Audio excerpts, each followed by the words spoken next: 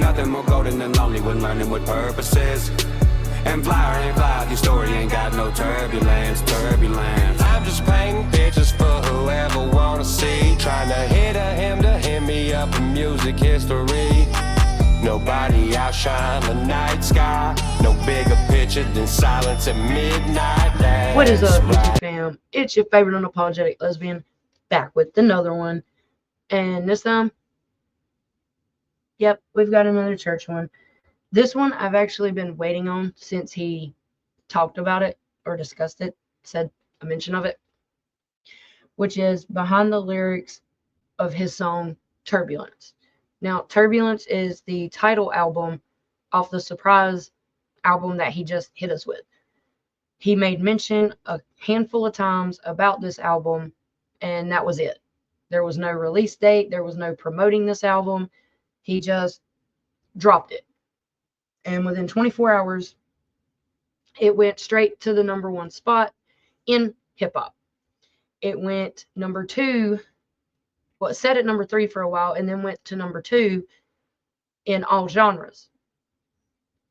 And it sat there at both spots for a very long while. When I say a very long while, over 24 hours, both spots, that album just sat.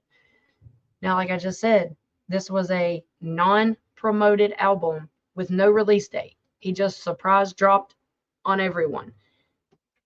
And it went straight to #1. So, let's find out what the meaning behind the lyrics of his title song Turbulence off the Turbulence album is about. The track Turbulence is a lot of things.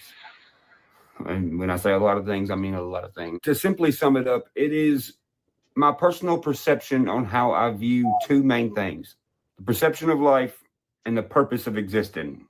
And the reason and the inspiration behind this song was honestly people not understanding me. For example, like, you know, maybe in the 5th year of my career, I had record labels and other really, really famous people coming to me being like, yo, how did you do this? Can you explain it? No, you can't explain it. This is not something that is explained. It's something that is experienced. And everyone's experience is different. A lot of folks look at me and they're like, yo, this cat's weird, or you know, you see the comment section of what people say, and they can say whatever they want, but it doesn't change the fact on where I'm at. And then those same people will want to be where you're at, but they're not listening to the advice you give them. It's a revolving circle of they are lost. And it's not that they're lost because they're not listening to nobody. They don't even listen to themselves. They don't know me. They don't know themselves. And if they're criticizing you for something, it's only because they don't know themselves. And deep down, they're worried about it. And with that being said, those kind of people don't connect with songs like Turbulence. They can't. They haven't had the experience in life to be able to relate to it. And when it comes to artists, they can't write these kind of songs for the same exact reason. They haven't experienced those things. And if you notice, these artists are wanting to skip a bunch of levels now. I mean, and you can do that if you want to, but look what they're doing. They attack the other artists because of their artistry. Well, some of us don't want to skip all the levels. Some of us want to go on an adventure. Some of us wants to experience this stuff so our brains can process certain sections that are compartmentalized in life and have a higher understanding of ourselves. Because if we have a higher understanding of ourselves, we have a higher understanding of our surroundings. If we have a higher understanding of our surroundings, we can change our surroundings like that. But that's the thing about perception. Totally not related to what he's saying, but it actually goes with exactly what he's saying. I am a recovering heroin addict. In, NA and AA and rehabs, they tell you to change your people, your places, and your things. Okay, sometimes you cannot change your places. You don't have the financial means to change your places. And even if you do have the financial means to change your places, if you don't change the things you were doing and the people you were hanging out with, guess what? Even though you've changed your places, you back into the same stuff. I did not change my places. I am still right here where I was doing my dumb stuff. And I'm not using. I have not used in over 8.5 years. Well, over 8.5 years, going on 9 years. Do you see my point? It goes with exactly what he just said. Of life and purpose of being. Like what I just said scares some people. It's not a bad or a good thing. It's just a thing. It scares some people. Some people, it inspires them. Now, if you look at me and look at my career, there's no shortage of resilience, which is how I got here. But look at these other artists that are doing what they're doing. They could simply just leave me the fuck alone and let me do what I do. But they don't. Even though I'm in my own box and not bothering anyone else, they could go out and make their own box too. They don't. They want me to be in their box. Their box is not big enough for me. That's why you don't see me in rooms with most of these guys. Maybe you see me in rooms with them maybe once or twice before, but there was a point where I just quit hanging out with them. Because why would I hang out in a room with a bunch of people that are not trying to have the same conversations about life and stuff? Hell, people barely even talk anymore, man. So if they're going to criticize me for my firsthand knowledge of navigating society and life in general, then how can they help my brain back? They can't. Me being in a room with them only hurts me. Me hanging out with them and being dumbed down only hurts me. It don't hurt them. That's why there's a huge difference in me and these guys. That's why I talk the way I do and they talk the way they do. That's why they're not doing behind the lyrics. They can't do behind the lyrics because their lyrics have nothing behind them. So when the song starts, it says, Life fantastic, no more useless distractions. Standing on a country Casanova palace, banana marshmallow cabin, fort on a hill, point of swords like Andrew Jackson. A movie packed with action, lots of folks can never fathom. That is a present and a future thought. It's telling you where I'm at in my life, and hell, I really do. I'll be walking around here, flipping swords around, and just doing what Ryan wants to do. And that's one of the problems with these people. They don't do what they want to do. They are scared that somebody is going to not like what they do. And when you do that, you're taking up storage in your brain. That your brain is fighting itself, because you could be thinking about something you want to do. If I'm walking around flipping swords and hatchets and stuff and doing what I'm doing, then my brain is functioning how it wants to, and it's thinking about things that Ryan wants to accomplish, things that Ryan wants to do, work his schedule out for the rest of the week, where I want to be at in 10 years. Like you have an answer for everything when you live like that. When you're scared of what everybody thinks, you have a question for everything instead of an answer. And that's why it's something that a lot of folks could never fathom. Them sad parts and ones too wild to write about and add to albums. Hooked up with some rappers' daughters, gave them scenes and frames of platinum. Interviewed in docs cause they came over once upon a time. Tore up $100,000 truck, drunk off muscadine. But that's the thing. A lot of folks thought that was a diss. It's not. It's telling you, hey, that's somebody who fathoms this concept of this song, hence the materialistic stuff, tearing up the $100,000 truck. The frames of platinum has nothing to do with record sales. It's the understanding and the concept of time and memories, and quite frankly, collecting data from other people who also understand this way of looking at the world. It's a mutual understanding between me and the person that line is about. That's why it says interviewed in docs because they came over once upon a time. Interviewed in docs because they came over once upon a time. Tore up $100,000 truck, drunk off muscadine. Because later on in life, when I'm fucking dead, they're gonna want to interview the people who actually knew me the most, not motherfuckers who just want to be like, yo, take a picture with me. Music history is gonna want the inside scoop, because there is no other inside scoop of Upchurch as a musician. If anything, they try to cover it up, but they can't. The only way you can get the scoop on me and who I am in my personal life is by being in it. Then it says, they say clocks are growing wings for me. I never seen it fly. Been wondering why I wake up in minutes, hours, still set and glide. Everybody feels like time is going so fast, but once again, it's only because the faster it goes for you, the more shit you're doing that you don't want to fucking do.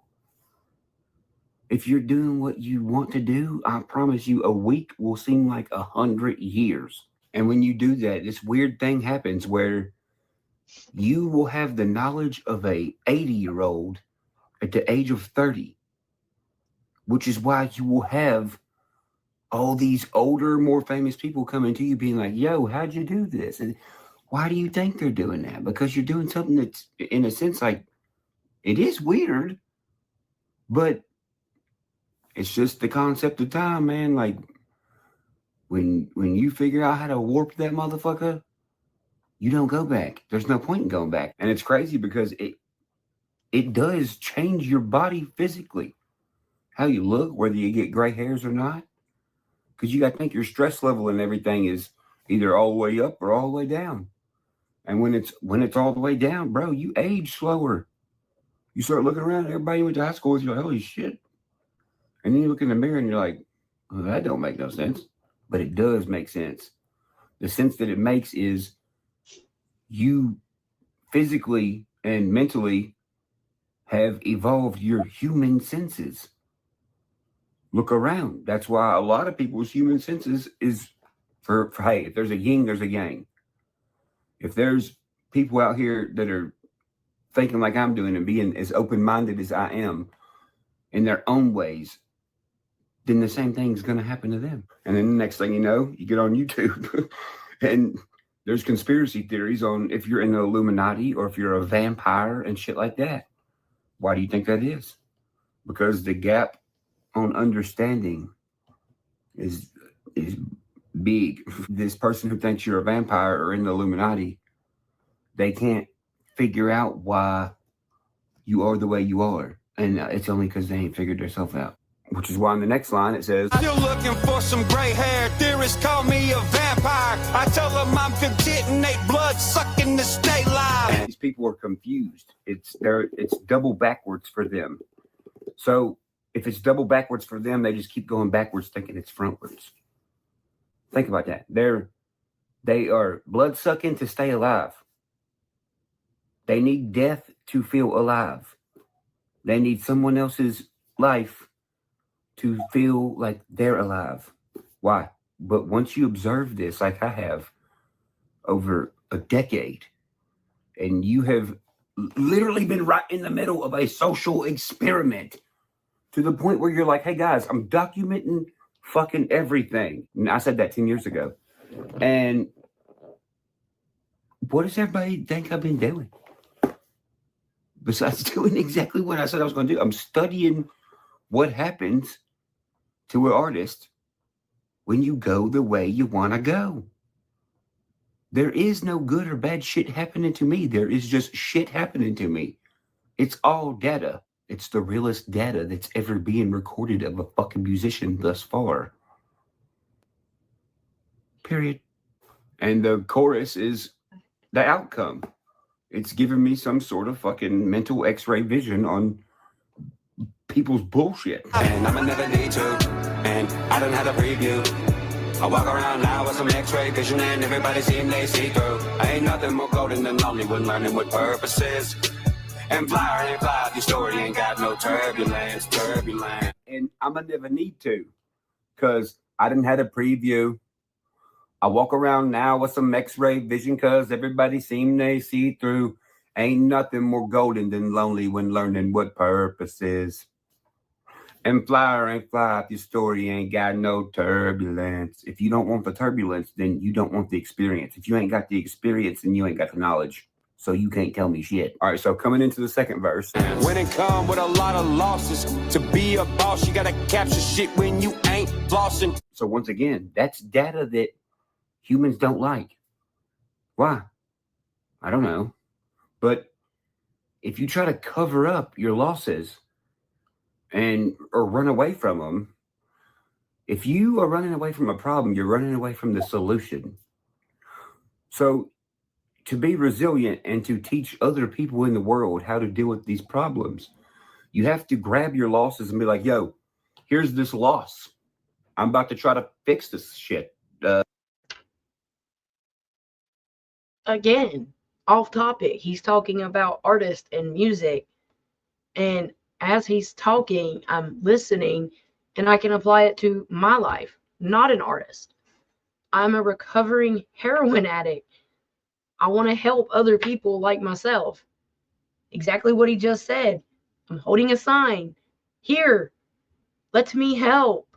I have that experience. And when I say that, this is what I mean. One of the times I was in rehab, there was a family day for, I think it was AA. And my dad and a woman that at the time he was seeing, they came and saw me. Well, that woman, this was like the second time I had met her. And she's bragging to me about how she's going to school, to college, to be a counselor for people like me in the situation I'm in, yet she's not addicted to a thing. You don't have, and I flat out told her right there in that parking lot of that rehab facility, I'm not going to listen to a word you say. My advice to you, do not take that career. You do not have an addiction. You're not addicted to drinking. You're not an alcoholic. You're not addicted to any type of drug. You're not a drug addict. So everything you say, even though you mean it in the kindest way possible, and you're coming from a kind place and a soft place in your heart, I'm not going to listen to a word you say because you do not understand my struggle. Every drug addict's struggle is different because we're all individual people, but we all suffer the same thing. We're addicted to something that numbs our pain. If you don't understand what that means, and you don't understand how heavy that is, that when you are emotionally and mentally hurting, the only thing you know is to grab something that is literally poison and toxic to you. If you don't understand that and you're trying to teach, I understand you're coming from a caring spot, but I'm not going to understand you. Just as you're not going to understand me fully. So I'm not going to listen to what you have to say. Every single counselor I had in rehab was in fact a recovering addict, not even an alcoholic. They were recovering addicts. And a lot of what those people told me stuck with me. That's why you don't ever hear me knock NA and AA. You don't. They've helped millions of other people. They just didn't help me. Because I tried, and I tried to go to meetings. The meetings around here for NA is like meetups instead of trying to continue your recovery. You just meeting up to get high again. That's it. Okay, looking around here and seeing that, I didn't see anybody that was like, hey, if you are in recovery, you got this. So about 10 years ago, that man made a video where he said he was going to put country rap on his back and wear it like a backpack and carry it. I said the same thing, just with this area in my recovery. I still, to this day, I want to be a beacon of hope. I want to be a beacon of hope for others. I seen what happened with me. I went through that experience. And I still, to this very second, am fixing it. I'm fixing mine. I can help you fix yours. Let's go. You can't try to cover it up and stuff. You look goofy. You look, well, you don't look, you are being, in a sense, you're being fake. You're being misinformational to the next person. And if the goal is for the human race to evolve, well, that's definitely going to keep. I seen somebody go past the window. It's the ghost of Ghost Ranch. That's going to knock off a lot of years of evolution. Then it says, as much as you making it rain, or you might drown in blood water. So I hop on a log and ain't gotta tread harder. Enemy can't match the energy, then I go show them that I am a whole charger. Because when you're running like this, you're a component of music that has no opponent. You only have friends or enemies. That's it. And at the time, I was thinking about the energy that's produced from a lock and dam, from a river, going with the flow. But see, when you go with the flow of things, there's people that don't like it. Those are the people that want to control the flow. Well, everyone's flow of life don't fucking revolve around you. Going back to the huge gap in understanding. You got to think, these people there is a blueprint, there is a structure, there is a step 1, step 2, step 3, step 4 to this music industry. That's why they all sound the same. They're all doing the same steps and all that shit, but they don't understand no steps. They don't understand no blueprint.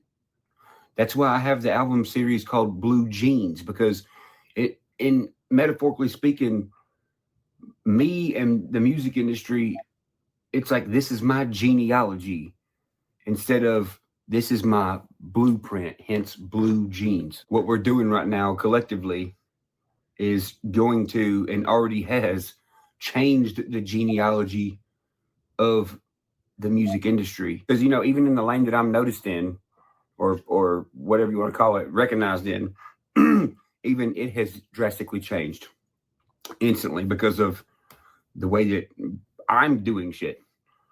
Like, that's why they don't like me. I'm making it where you have to be telling the truth, and you have to be telling people an actual story, and you have to be maturing with your audience, and you have to grow up with them, and you learn together. So the next line says, The voice you listening to is the one of American icon. Just not enough hours on it, can't obtain the title till you been gone. The voice you're listening to is the one of American icon.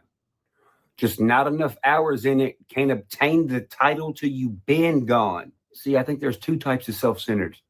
I think there is the mainstream version of self-centered, and I think there is an ancient version of self-centered. Think about it. They say it's bad to be self-centered, right? Okay, well, are you going to want to date somebody who is off balance? No. Look at the artists that choose to not give flowers.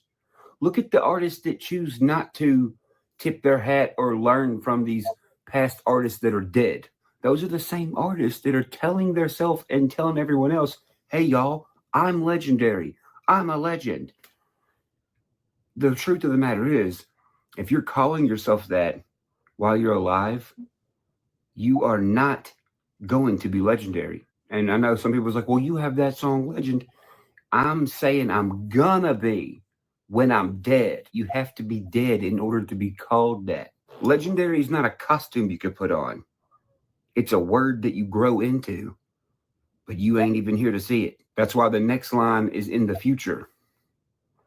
It says, and the face you looking at right now, probably smoking weed in the grave. Skeleton shaking from people coming to the marble slab like a meet and greet back in the day. So I'm saying, like, hey, when you're watching this in the future, in 200 years, when someone is watching this video, they'll be like, okay, he's talking to us now, but he's been dead for a long time. But he is talking to us now about him being dead now. That's simple to me. It's a very small piece of my conception of time, or my perception of time. And when you're able to contemplate a time you're not in really fluently, then you can gauge stuff, and you can gauge what's going to happen, and you can gauge what people's going to think about you 100 years after you're gone. So that last line was in the future. The very next line is in the past. It's going through and it's naming certain songs of mine and what they meant then and they still mean now. Back in the day, lightning never struck to die. The old days never owed to mine. Mud to gold, even though we didn't care if there's gold. White lightning never struck to die. The old days never owed to mine. Mud to gold, even though we didn't care if there was gold to mine. Once again, it's not chasing material. It's not chasing like money and hoes and diamonds. It's chasing something that is greater than all three of those things. And like figuratively speaking, like as you're running, chasing this dream for those certain reasons, when everyone else is running, chasing these dreams for those very reasons, how do you think me and people like me look at the people who are like, you're going broke, you're falling off? We know that those people are mentally ill. Like, they search for a reaction out of us. And what do we know how to do? I mean, you see me on the daily. I mean, like last night. I can't get mad and be actually mad at these people like Adam and all these motherfuckers who don't understand me. All I know how to do is be funny and crack jokes on them because I understand that their brain ain't firing like mine. I think that's a product of social media. I think it's made it worse for people, but that's what that line means. And the very last line ties in everything about life and death in this entire song. And by the way, it's also a true story. It says, Was in them private jets too high. Remember this one business flight. Plane dropped 40 feet, homies thought we was gone. Told them to loosen up because we all living to die. we was in them private jets too high, and high. I remember this one business flight. The plane dropped 40 feet. The homies thought we was gone. I told them to loosen up because we all living to die. The plane started going through turbulence and it fucking dropped a shit ton. I can't really explain to you why it don't bother me or that kind of stuff don't scare me. It's very hard to explain, but I remember I was sitting there playing Pokemon Crystal and the plane like dropped or whatever and everybody started freaking out and I didn't even look away from my Game Boy. I just kept playing it. I think I was battling the Elite Four or some shit at that time. And then after the turbulence was over, everybody's like, this motherfucker over here didn't even flinch talking about me. They were like, you weren't scared? And I was like, no, because dying is the only thing you're promised. You should be ready to die at any moment if you're walking through life. Yin yang, life, death. If it happens right now on this airplane, well, I've done what I wanted to, and I'm with the people that I want to be with, and I doubt any of us are going to feel a fucking plane crash from this high. You got to be ready for whatever. And if you know what to expect from yourself, then you know what to expect from the rest of the world. I know that's a very broad thing to say, but it's not what it means to me. It's what it means to you. Whatever it means for you, that's the right answer. I'm Ryan Upchurch. I will see y'all on another episode of Behind the Lyrics. Probably in a few days. We'll see. We'll see how everybody likes this, and we'll go from there. Well, thank you, Church, for those Behind the Lyrics. I really like them videos. Now, I think this is the first one I ever actually reacted to because all the other Behind the Lyrics that Church has done, I had already seen them before I started reacting to stuff. And that one, you know, when the first time I heard Turbulence, I connected with it because of that chorus. If your story ain't got no turbulence, then what is there? Like, and I mean, I said it during the reaction, you know, he's talking about what's currently going on and been going on in the music industry, in the lane of music he's involved in or noticed in. And I was able to show how that is it implies without music. Literally. There was things he was saying that I can connect with my recovery. You know, I want to be a beacon of hope. I have that experience and I want to help others. Just that. I want to help them and I want to do it my way and not, and again, this isn't knocking NA or AA. It's no disrespect to them. It's no diss to them. It's nothing of the sort. It's just NA and AA, the 12 steps, did not work for me. And if they didn't work for me, the way my mind works, I know they didn't work for other people out there. So I wanted to be a beacon of hope and help. Kind of like I said in the reaction, I want to take my recovery and recovery in general and put it on my back and help others and be a leader in it. I want to show other people by, if it's simply just sitting here and reacting to music or reacting to videos online and me doing it sober and not, or moving so fast and my mouth's going so fast you can't keep up with me.